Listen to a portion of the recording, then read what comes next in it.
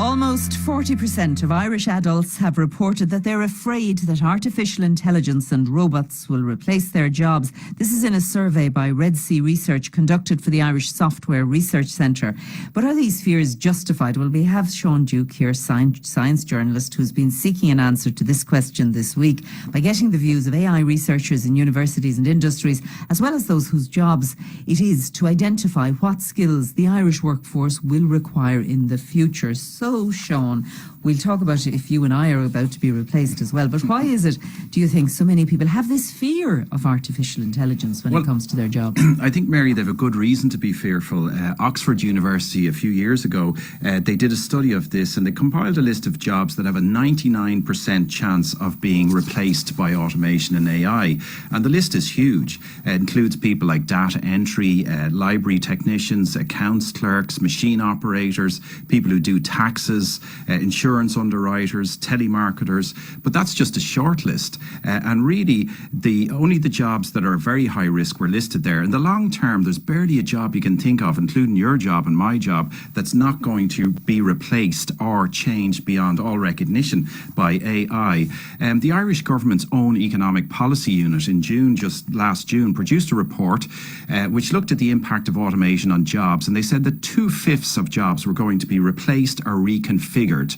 Replacement means essentially the jobs are gone forever. Reconfigured means the jobs will survive, but they'll be completely changed, maybe unrecognisable.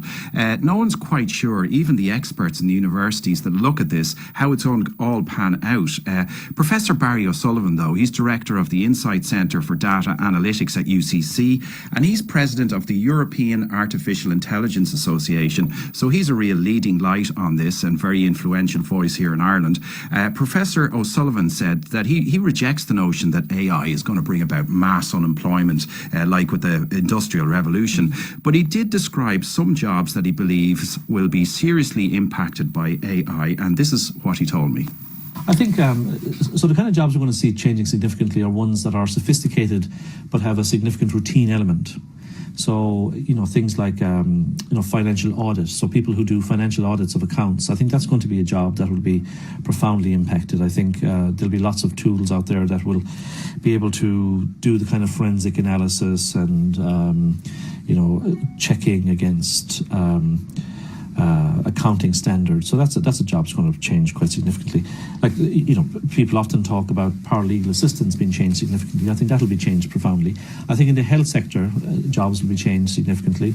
So I think, there'll be, I think nursing staff they'll be assisted in ways that are currently not being assisted. People are, they're worried about what's going to happen in the future, Sean, but really, they should be probably talking about what's happening now. It's already with us. AI is in the workplace. It's in society already, isn't it? That's right, yeah. I mean, it's here and now. Another person, Kevin Curran, is an expert. He's based in Ulster University, professor of cybersecurity. I spoke to him for this piece too. He told me that jobs are going to be lost, but that more will be created.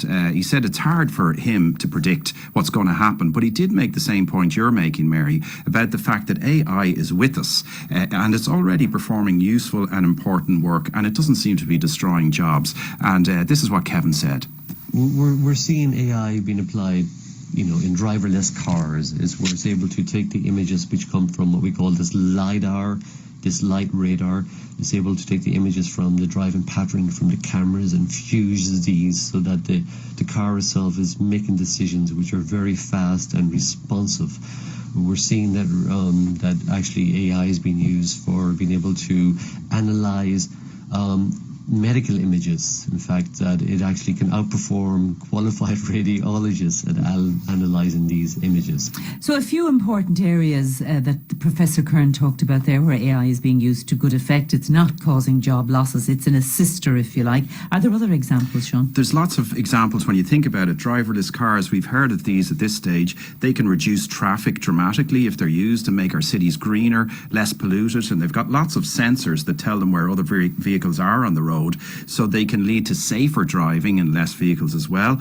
And they can really bring massive benefits in terms of accident reduction, etc. But taxi drivers, for example, don't like the idea because they're obviously a threat to their livelihood.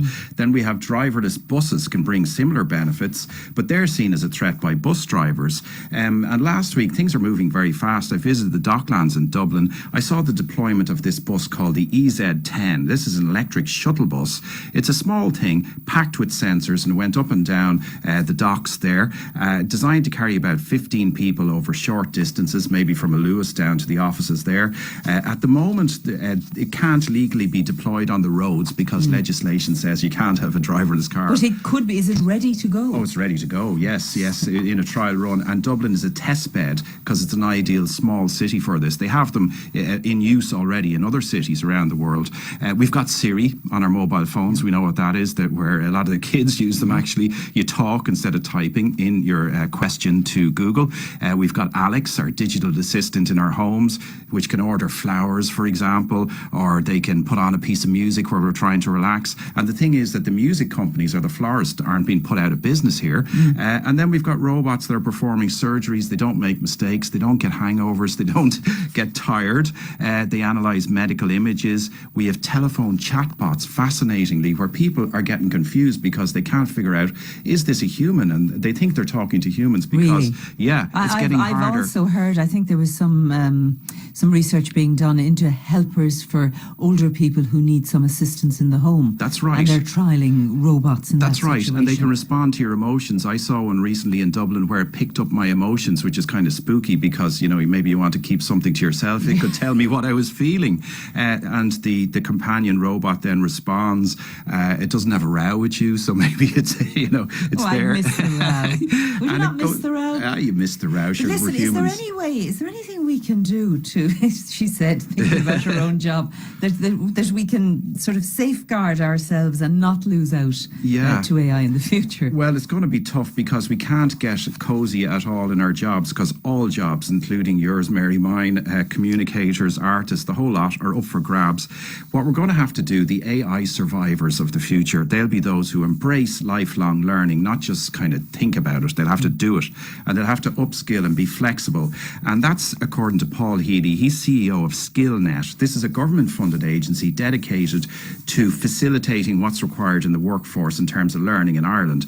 SkillNet, Paul told me, looked closely at how AI is going to change the Irish workforce. And he said there's a massive impact coming, and he set up a course in Limerick with a few others, a master's. And Paul, this is what Paul told me. As AI in particular is being diffused into the workplace and being used as a technology, it's replacing tasks that people did rather than jobs that people did. So I think we have an option in front of us here and a clear opportunity in front of us here to grasp the value that artificial intelligence brings. How we do that is we look at the jobs of the future that would be a component of high touch and high tech, and that we don't forget these uniquely human skills. And in fact, we promote these uniquely human skills of empathy, of collaboration, of leadership, of commercial awareness, of critical thinking and problem solving. Paul Healy ending Sean Duke's report there.